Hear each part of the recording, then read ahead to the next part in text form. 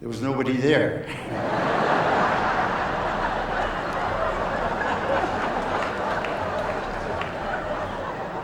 I was a star basketball player in high school. I remember when basketball players were white and their sneakers were black.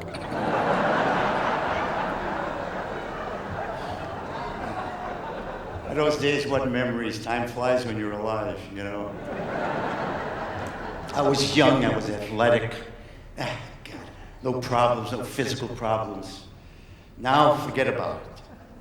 Just found out I had an irregular heartbeat to go along with my bowels. Last year I had a pacemaker put in. I have a pacemaker. I was walking along the street one day, it started to itch, so I scratched it. A lady down the block in an electric wheelchair spun around and went right out into the street. And about 4 years ago, I had 2 hip replacements. I didn't go to one of those fancy Beverly Hills doctors. I went to a guy in Saugus called Hips R Us. I got replacement knees and new hips too. Now you're looking at a Robo-Jew. Got a bad back, swollen ankles, knees, arthritis, colitis, but thank God I got my health. But you, at my age, you can't fool around too much. The other night I tried Levitra, Cialis, and Viagra. The problem was I couldn't get my pants off.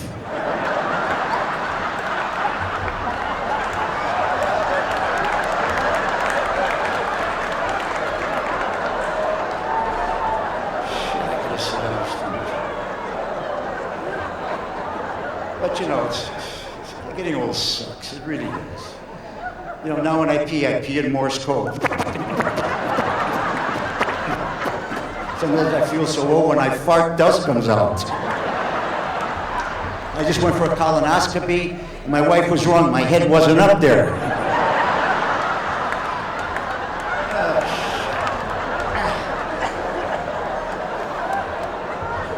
Get old, everything sags, the neck, there's this, the elbow tits, the whole.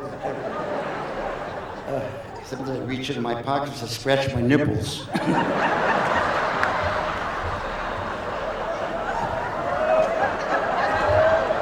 got to be careful. Walk along the street, I'm liable to stub my ass.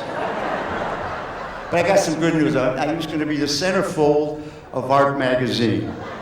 My picture will be on page 49 and 50, and my testicles will be on page 89.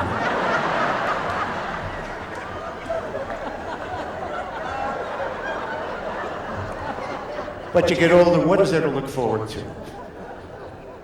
A happy life. You know what a happy life is? It's very important to have a woman who cooks, cleans, and has a job. It's very important to have a woman who makes you laugh. It's very important to have a woman who you can trust and doesn't lie to you. It's very important to have a woman who's good in bed and just wants to be with you. And it's very, very important that these 4 women don't know each other.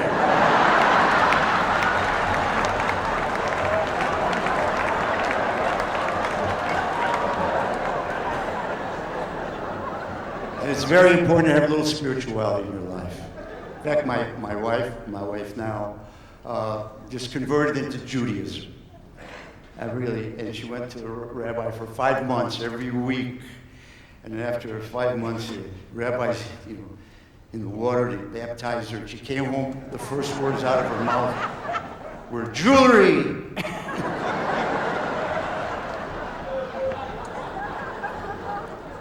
And before she converted, she was watching Jimmy Swaggart on television. Jimmy Swaggart, remember Jimmy Swaggart? And after she saw him, she converted. But there was Jimmy Swaggart, and I saw him. I couldn't believe Jimmy Swaggart, the well-known evangelist who got caught with a hooker, and he's no longer preaching in America. I saw him on this cable show, I'm making this up, South America, preaching in front of 50,000 Hispanic people doing his sermon in English. And right next was this small Hispanic man interpreting a sermon from English into Spanish.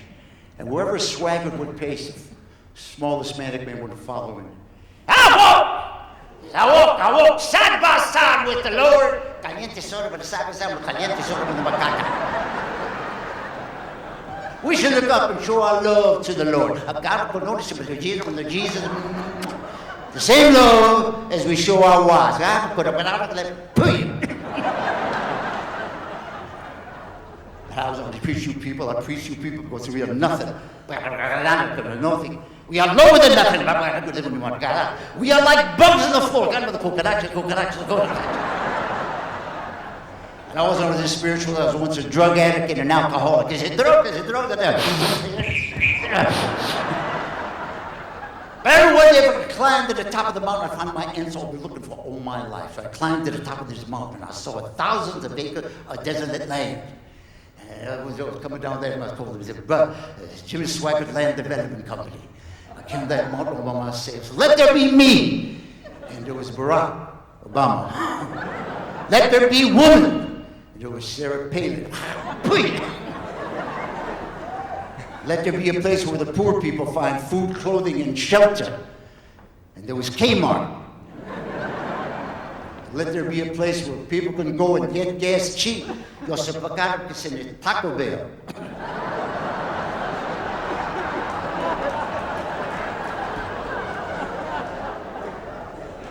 Let there be a place where the ugly people find a job. Yo so, caramba, the Department of Motor Vehicles. And let there be a place where thousands of incompetent people still make a living. Oh, the post office. And let there be a place where the Mexicans and Jews get together. So, caramba, in the car wash.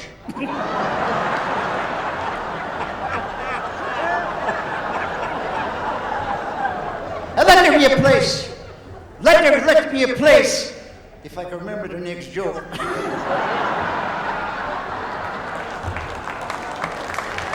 And let there be a place for ugly people. Let there be a place where people come every year in New York to come to celebrate.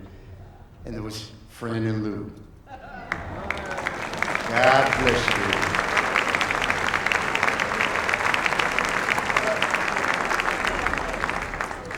I would like to do a song that, well, actually, on my way here I live in Vegas now. I wrote something out. I just felt it about what's going on in the country. I'd like to read, I don't even know, I wrote it out. Can I read this to you? What are you going to say, no?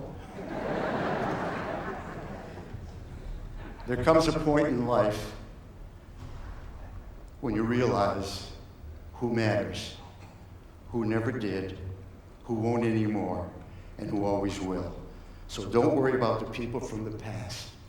They're a reason why they didn't make it to your future. Because anyone you meet, be kind, because they're fighting some kind of a battle. And just remember, life may not be the party we hope for, but while we're here, we might as well dance. I'd like to dedicate this song to Jerry and Ann.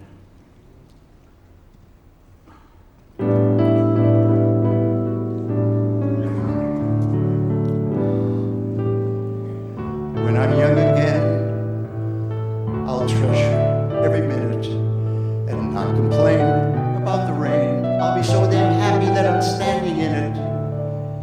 There'll be no mountains that I won't climb, going one step at a time.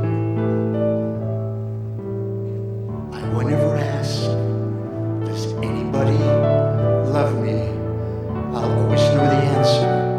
When I see the stars shine up above me, I was a man who was running wild.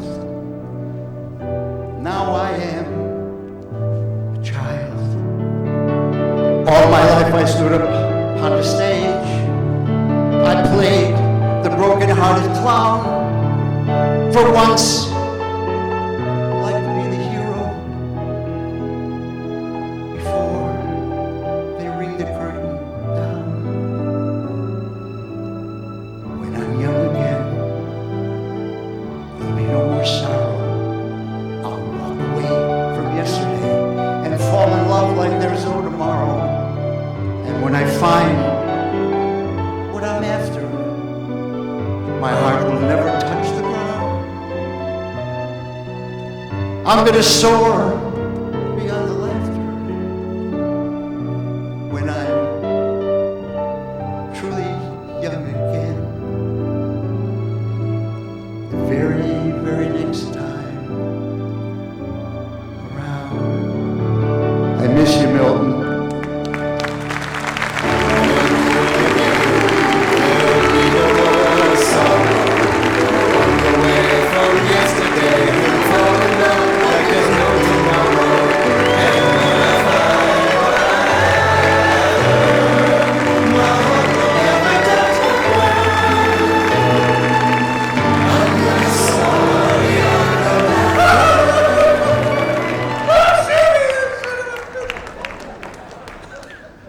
Thank you, Sammy Shore.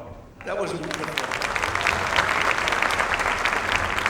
You know, everybody's come up tonight and talked about their children, and I haven't yet. I mean, they talked, Stewie Stone talked about Savannah. We talked about the wonderful Ben Stiller, Jerry, and Annie's wonderful, successful son. And who talked about their other children? Sammy talked about his son, Paulie Shore. I want you to know that my son is very, very famous. You might not know him by sight, but he was on television last night at 8 o'clock on Fox Network News. He came on right after the news. You might have seen him. He's on America's Most Wanted. And he's around somewhere. This guy really needs no introduction, my friends. This guy is a wonderful, wonderful man. A great friend to performers. He's had every show there is to have on television. He's a producer, a director, a writer, an actor. Please welcome a real friend of the New York alumni, Mr. Carey Marshall.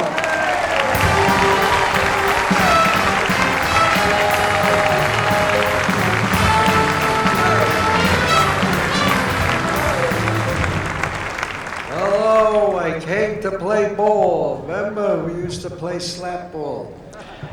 How many played? Some got hurt, but came back to play. No playing slap ball. They blacktopped our field, so there is a canasta tournament in the back of the stage. But I'm here to talk. Jack is still here, Mr. Klugman. I'm here to talk about Jack. These wonderful people. It was like an audition. I was casting backstage. Very funny people. Great comics. Let's hear it for all the great comics. And the wonderful Ed Ames, who is not from the... He's good. We love Ed Ames, but he's not from the neighborhood. He's from a different neighborhood. I am from the Bronx. And yay!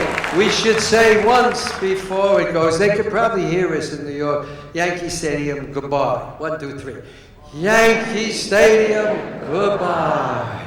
Well, a lot of things change, but I don't. I'm glad to be here this season, so I'm starting now. Here I go, Jack. Good evening, people with accents. Glad to be here for Mr. Klugman. We are friends. We did a show together. Remember the name of the show, Jack? The Odd Couple. Quite a show. Now, people ask me, you know, how did that happen? How did you and Jack get together? And it was a kind of an interesting story that Jack would like to hear. So I'm going to tell it. No, it's true that Jack appears all over the country, still doing plays. He did 2 plays at my theater, the Falcon Theater in Burbank, and he did Death of a Salesman there, and he did Value of Names, and he's still brilliant on stage. But you wonder, how did I know that? How did I know that to cast him? Well, I didn't, because they said, we're going to do The Odd Couple. You'll develop it from Neil Simon, also from the Bronx, and you'll get Mickey Rooney and Dean Martin. Dean Martin, Mickey Rooney, that's it. Well, I wasn't exactly sure that was it, and I had gone to a show. It was called Gypsy, and in Gypsy was Jack Klugman. And he was in it. He was the manager. And Ethel Merman was the star.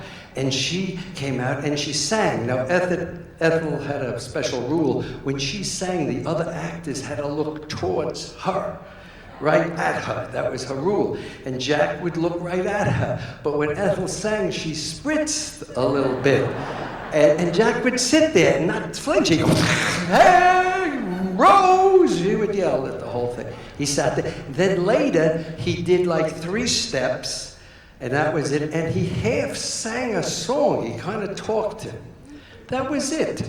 And at the end of the show, when they came out for a bow, the audience cheered him. And I was thinking, what the hell did he do? He didn't do. Ethel was running and shouting and jumping. The other girl was taking her clothes off. Jack did. And then I realized as I saw him that the people loved him. They just loved his manner, his acting. He was so honest. And I said, that's the guy. And I called up and I said, I got the guy to play Oscar, Jack Klugman. And they said, no, he's a dramatic actor. He won an Emmy for The Defenders. That means he can't do comedy, right? Figures. I said, no, he's good. Look at the tape. He's funny too. He has a reel. And they sent the reel, and they called and said, Gary, the heads of Paramount, Gary, we saw him. We don't think he's right. We don't like him. I said, why? Well, we don't like his mustache. I said, he has no mustache. What film were you looking at? What did you look at? And I checked, they looked at film on Jack Crucian. Who's a good guy, but he's not Jack Klugman. So finally, after all my standing up, they paid no attention to me. They went to get Mickey Rooney and Dean Martin, and they both turned it down, and we got Jack Klugman as Oscar. That was the end of the story. And so I am very excited to be here, Jack, for you, and it's going to be a big deal now for you coming up. But first, we're going to start with film clips about your career. Here we go. Ladies and gentlemen, Mr. Gary Marshall. And now, turn your attention to the video screens. Thank you.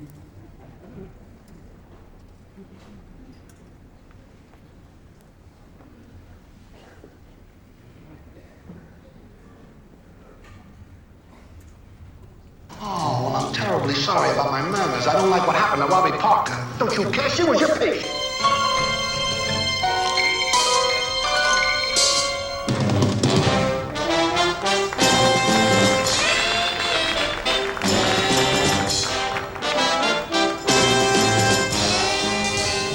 Gentlemen, we're about to enter the fascinating sphere of police work, the world of forensic medicine.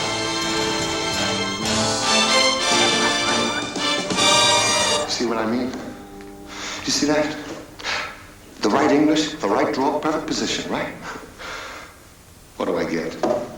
Fats Brown, that's what I get. Fats Brown. He's dead. You hear me? He's dead. He's been dead for about 15 years. But every time I turn around, I hear his name. And if he was alive and in this room, I could beat him. I'd give anything. Anything to play him one game. One lousy game. At your service.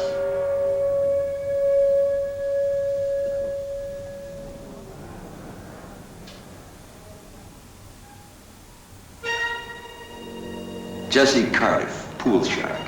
The best on Randolph Street. Your next stop, the Twilight Zone. Joe. Joe, you gotta stay sober. Even if it means keeping away from her. If you really love her, I mean if you really love her, and you help her. You set an example. Show her that a monkey can beat the rat. Give her something to aim at. Come on, will you do that? Huh? I hate these things. Did you ever see a knife fight? You? No. Anybody here ever see a knife fight? Oh, I have. You know, on my backs too. A lot across the street, backyard. Switchblades came with the neighborhood where I live. Funny, I never thought of it before. I guess you try to forget those things. How do you use a switchblade? Well, you never use it like this. See, you lose too much time switching hands. Here's how. Underhand. No, I've had it. It's an hour past Kirk. You'll be 45 minutes getting dressed. You think they're gonna wait for you? There are 2,500 people out there who paid money to see Jenny Bowman. But you're gonna let them down. Now that may not mean anything to you anymore, but I still have a certain reverence for audiences. They mean a great deal to me. And if they still do mean something to you, then I'm gonna find it very difficult to forgive you. And if they don't mean anything to you anymore, then I am genuinely and profoundly sorry for you, Jane.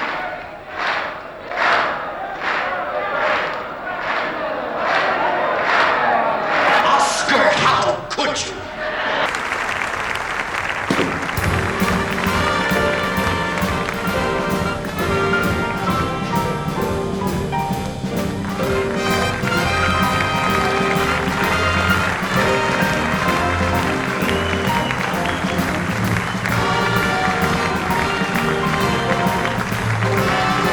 Mr. Jack Klugman.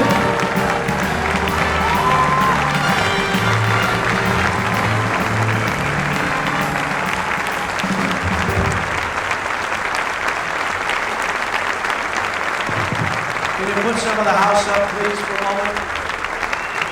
I wanted to savor this moment right now. Give us some house lights. Thank you. Yeah, just bring them up a little more. Yeah, a little more. A little more. Mr. Jack Klugman, ladies and gentlemen.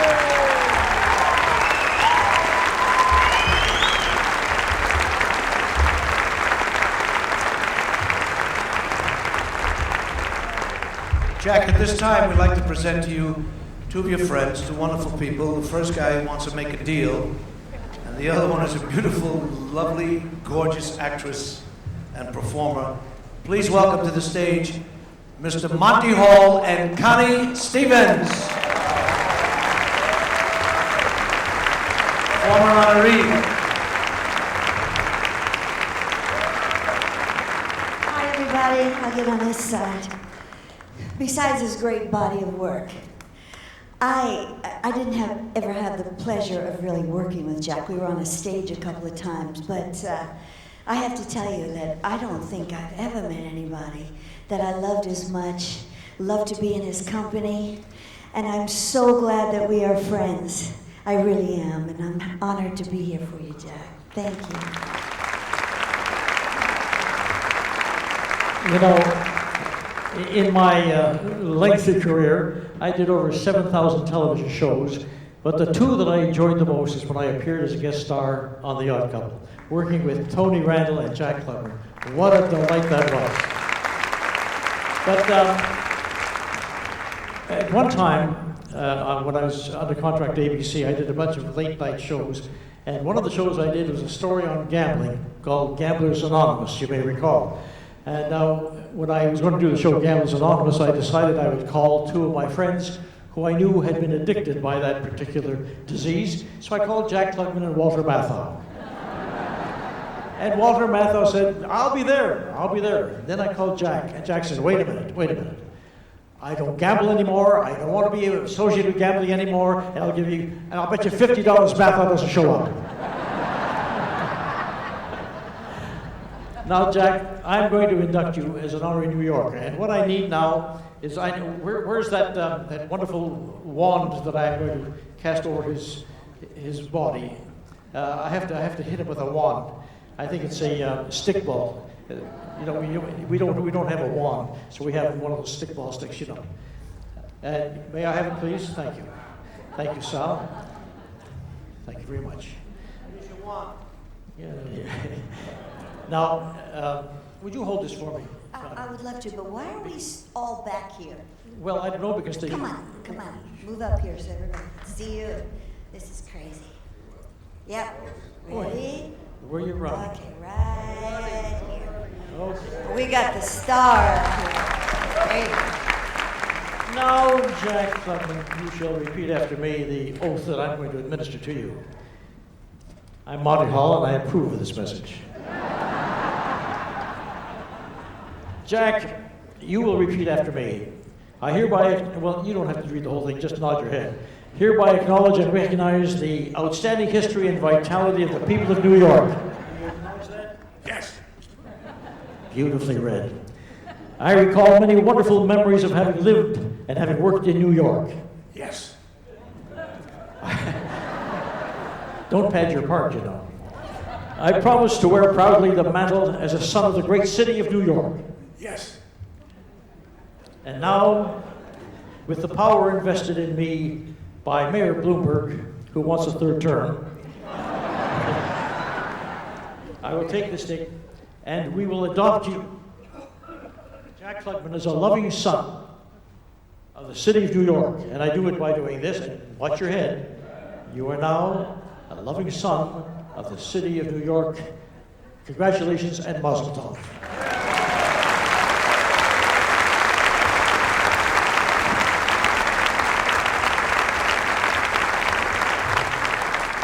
First, I want to thank Connie and Monty for coming and doing this wonderful thing. And I never expected this, but I love things I'm sure of. I love New York, and I love Jerry Stiller. So those are the two things that make me be here. Now, I came to New York in 1966, and in 67, I did a play with Jerry Stiller. We did a show, we rehearsed for about a month, but we only did one performance. He was Paul Muni.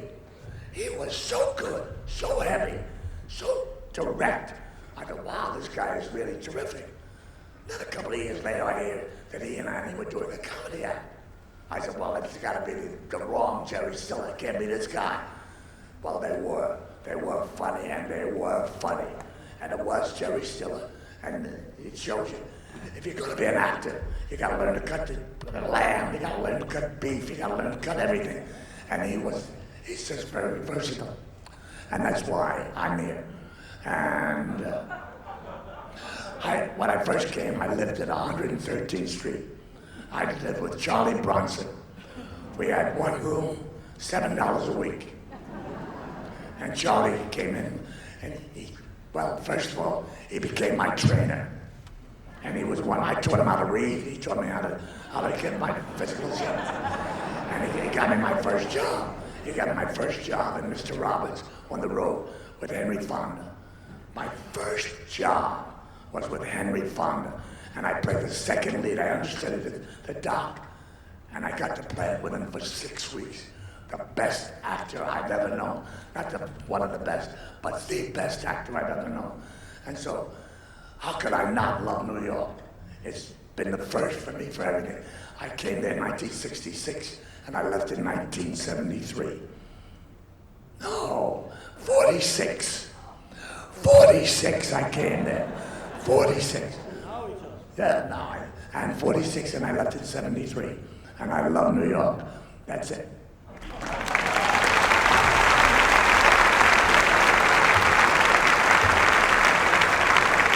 Thank you all. Jack, we have one other surprise for you right now. At this time, it's going to give me great pleasure to bring someone to you from the dean. She's the dean of the College of Fine Arts at Carnegie Mellon University. Please welcome Dr. Hillary Robinson.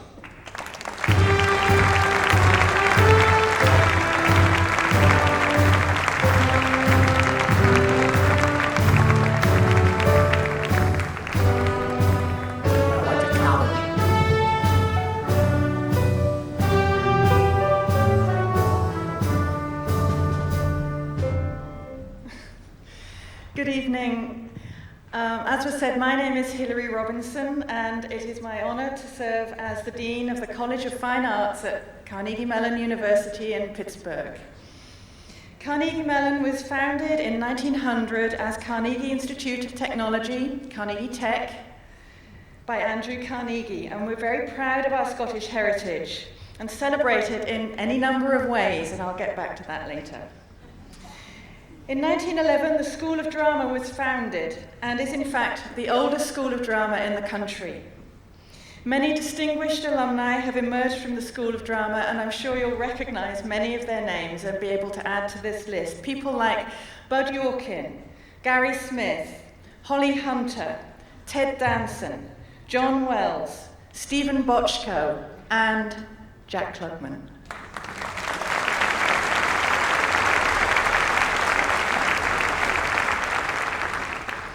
Jack enrolled in the School of Drama in 1939, and while in school he appeared in As You Like It, The Time of Your Life, and The Merchant of Yonkers. Sadly for us, but wonderfully for him, he was called into service in the professions before he completed his degree. So today, it is my great pleasure to recognize and celebrate Jack's many accomplishments as an actor of the stage and screen, as well as an author, by bestowing upon him an honorary doctoral degree from Carnegie Mellon.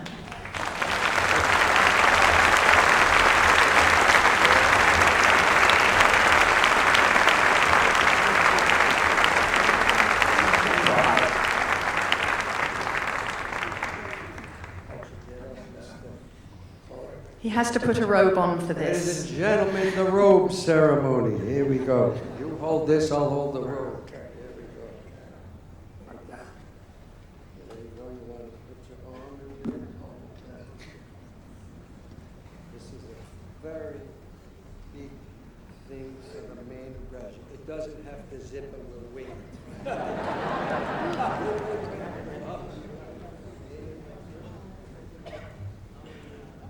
This is all a surprise. This is your graduation ceremony. Yeah. So, the citation. Oh, has he got his hat on? Yes. Oh, You wonderful. have a hat on? Yes. Carnegie Mellon alumnus Jack Klugman is a comedic icon and distinguished dramatic actor. During a long and varied career in television, film, and theatre, he has created a truly significant body of work. Early in his career, Mr. Klugman was chosen to work with such established giants of the entertainment industry as Ethel Merman, Henry Fonda, and Judy Garland.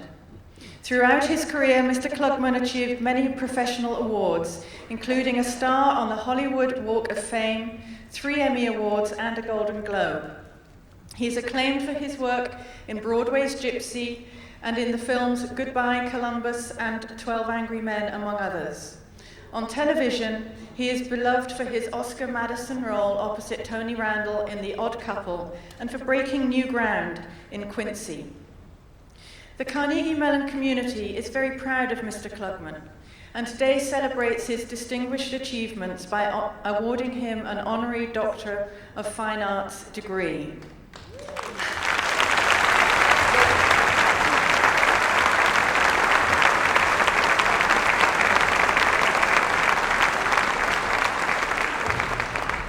This is the magic bit, where the hood goes on.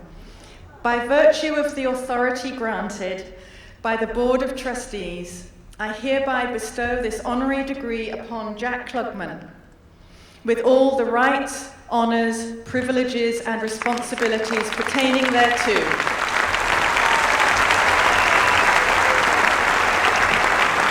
One more gift here. Here's your gift. And here is your honorary kilt that you'll be wearing on the parade.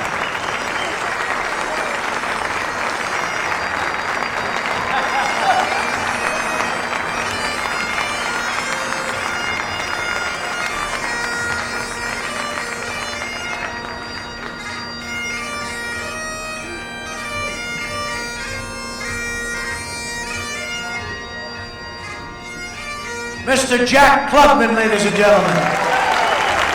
God bless you.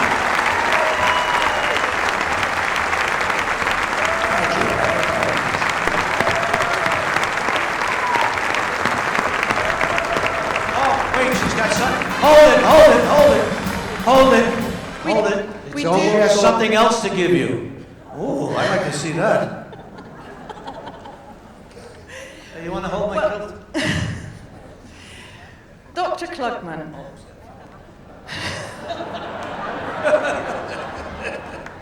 Dr. Klugman, I don't know if you know, but a young student at the same time as you was Andy Warhol. And we would love to have given you a portrait by Andy Warhol. We'd have loved to have given you an original Andy Warhol. Sadly, we cannot, but we've done the second best thing. Andy's here.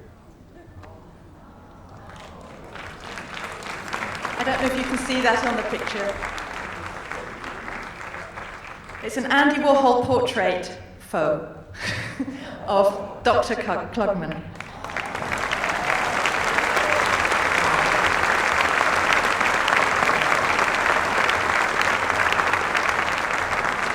I never, ever expected this.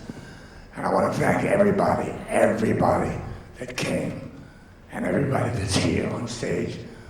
I just want to thank everybody. That's all. Dr. Jack Klugman.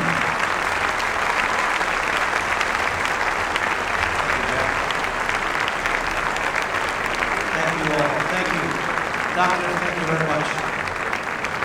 Thank you, Gary. The stagehand is leaving now. Well, it's a wonderful ceremony. There's more to come, you know. And the wonderful Jerry Stiller coming out later. And, you know, he got that kilt, and, you know, I have a story about a kilt that I'd like to tell you. Guy goes into a yard goods store, and he says to the guy behind the counter, he says, "Hutman, I want to buy a half a yard of a kilt." He says, "We don't sell by the half yard. We sell by whole yards here. There's no half yards." He says, "All I need is a half a yard. I want to make a kilt to impress my girlfriend." He says, "No," he says, "I got an idea for you. Why don't you take the whole yard, you take it home, you cut it in half, Sunday use it to wrap around your neck, and the other half you make the kilt." He says, "Man, that's a good idea." So he goes home, he cuts it in half, he makes the kilt, and you know, the Scottish people under the kilt, there's nothing there. So he goes to his girlfriend's house and he knocks on the door.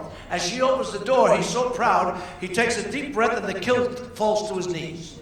She takes a look and goes, "Oh my God." He says, "You like that?" She says, "I love it." He said, "You got something? I have another half a yard at home, you can wrap it around your neck."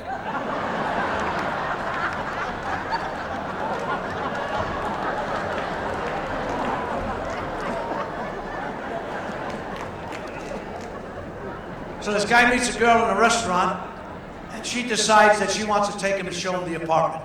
He goes to the apartment, they walk in, he says, "Wow, you got a beautiful place here, this is gorgeous." She says, "I want to show you my bedroom." He says, "Wait a minute, let's not go to it." She says, "Come in, I want to show you the bedroom." They go into the bedroom, he walks in. As he walks in, he looks at the walls, 4 walls, shelves on every wall, floor to ceiling, with stuffed animals on every shelf. She walks into the room with him, they make a little love, and after they're finished, he says to her, "How'd you like it?" She says, "Take anything you want from the bottom shelf." Just a couple of cute jokes, that's all. Now we got this election coming up very shortly, and I don't know, I think I told you this once before, but I think it's time for an Italian president. Let's forget about all these other people. Any Italian people here at all? There's only a few, the rest are outside robbing your cars. If we get an Italian president, I don't mean an Italian president from Italy, I'm talking a guy from the old neighborhood. And he gets that first call that there's a problem. "Hello, it's the President of the United States of America. What can I do for you?" "Oh, we got a problem?" "Oh, yeah, where?" "Bisogna." "Oh, okay." "Oh, Bosnia, yeah." "Where are you?" "Stay there. I'm going to call you back in 5 minutes." "Oh, it's the President. Let me speak to the Secretary of Defense. It's urgent." "Hello, come on." "Listen, we got a problem in a place called Bisogna. Oh, I don't know what it is. I want you to do me a favor. I want you to go to Chicago. No, 2 guys, that's all we need. Just get 2 guys. And on your way back, if you see that intern, tell her she's got her old job back." We can't watch television anymore. Years ago, we had wonderful shows on television, like Father Knows Best, where a father came home, changed into a suit and tie after work, and after he came home, he took a suit and tie off and put another suit and tie on. Just like my father did with the ribbons in the underwear and the scratching. Commercials that meant something. Now everything is geared towards sex. They want to sell us Cialis to enhance your sex, whatever. They tell you the side effects might kill you, so who wants to get laid? Then they tell you if your erection lasts more than 4 hours, see your doctor. Oh yeah. With this, I'm gonna go look for a doctor.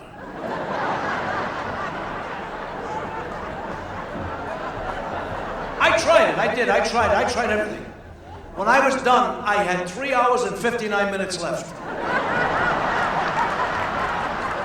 I didn't know what the hell to do. I was walking, get out of the way, I have no idea what the hell this is, just move on. Lucky for me, there was a parade going by. It was 4th of July, put a flag and I marched with the flag. It's amazing the things that happen today. Years ago, they didn't advertise condoms on television. It's disgusting. They advertise condoms on TV and they put them on display wherever you go. There are condoms all over the place, even in Florida. Why? You can go to any store in Florida. You can go to Winn-Dixie, you can go to Publix. There they are. Publix. It's Publix. You go to Publix and there they are on display. And they make them in colors, hundreds of different color condoms. Why? Do the women of today have an eye someplace we don't know about? Put the yellow on, Harold. I feel like Chinese tonight.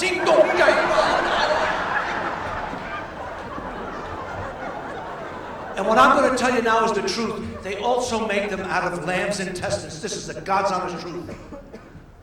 They're supposed to give you the most natural feeling you ever had in your life with a condom. You don't even know you have it on.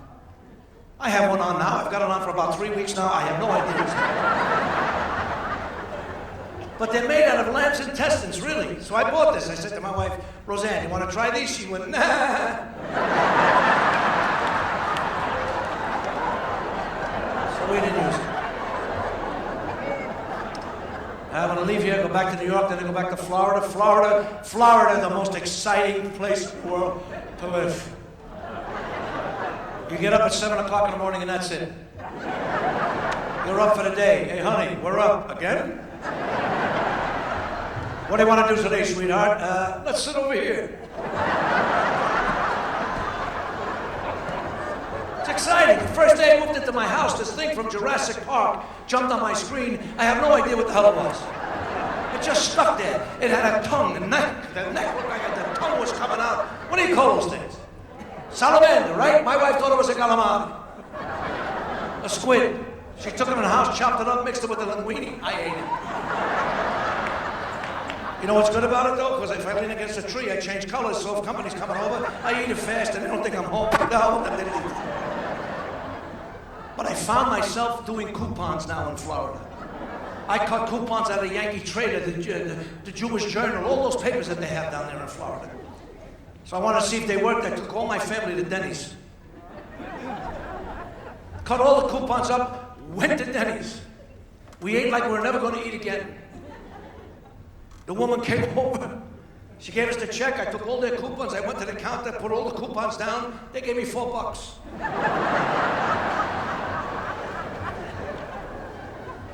That food sucks. Don't ever go to Denny's. That's the worst food in the world. You know what's great there? The pie. You know why? They don't make it. They have a company that sends the pie in. I bet a lot of you people know the name of the company. What's the name of the company? Anybody know? What? Yes. Mother Butler. That's right. Mother Butler pies. That's not the kind of pie you want to order if you're mad and you're from Brooklyn. Oh, let me have a slice of that Mother Butler right now. I never heard of Fuddruckers until I went to Florida. My friends used to call me, Sal, what are you doing in Florida? Well, I went to Fuddruckers last night. On the way home, I picked up a Mother Butler. They all came down the next time. Well, we're about ready to go now. Who took my stool? Can I have my stool, please? You've been a delightful audience. I always enjoy myself coming here, especially for Ben Stiller and Jack Klugman. It's been a thrill and an honor. I know Ben Stiller, Jerry Stiller. What did I say, Ben? Listen. And I'm really thrilled that he's being honored here tonight. And I've had a great time. I get to see a lot of wonderful people again. And I want to leave you and close with this beautiful song. But before I do that, ladies and gentlemen, as every year, this man doesn't miss it. He comes here, and he comes to say hello to us all the time. Please say hello to Mr. Sid Caesar sitting right here. Mr. Sid Caesar. I love you, Sid. I'm glad you came, brother. I am glad you came. And so are they. Thank you. I can only wish you what I wish myself, my friends, the best of everything. You got a wonderful second half coming up, so make sure you come back fast. What are you closing? The best of everything. That's what I wish you all. The best of everything. A Rembrandt on your wall. A yacht that brings you cups. Skateboards with style and speed, show dogs and loving pups, pride of the pound or pedigreed. I hope you win that prize, pass the blue ribbon test. I hope your good keeps getting better. till your better's best. With every wine you taste, with every song you sing. By now, you may have guessed, I hope you get the best of everything.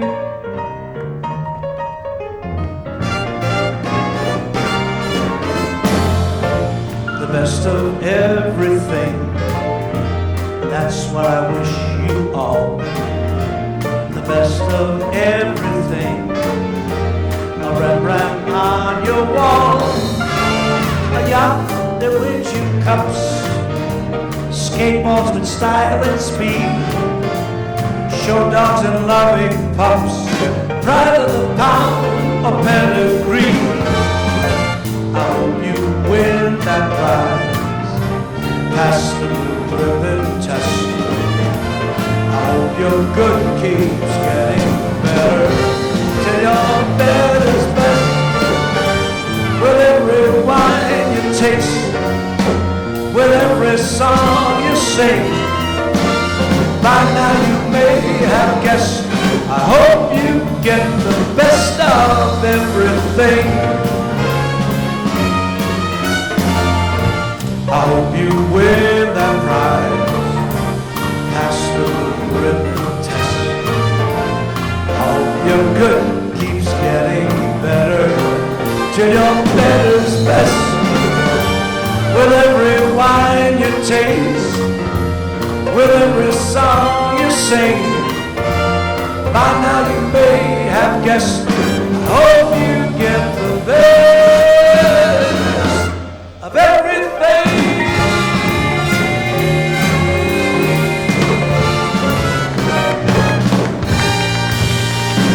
How about it for this wonderful orchestra, ladies and gentlemen, to play the whole first half.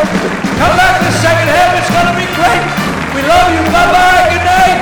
Ladies and gentlemen, Mr. Sal Richards. Take a bow, Sal.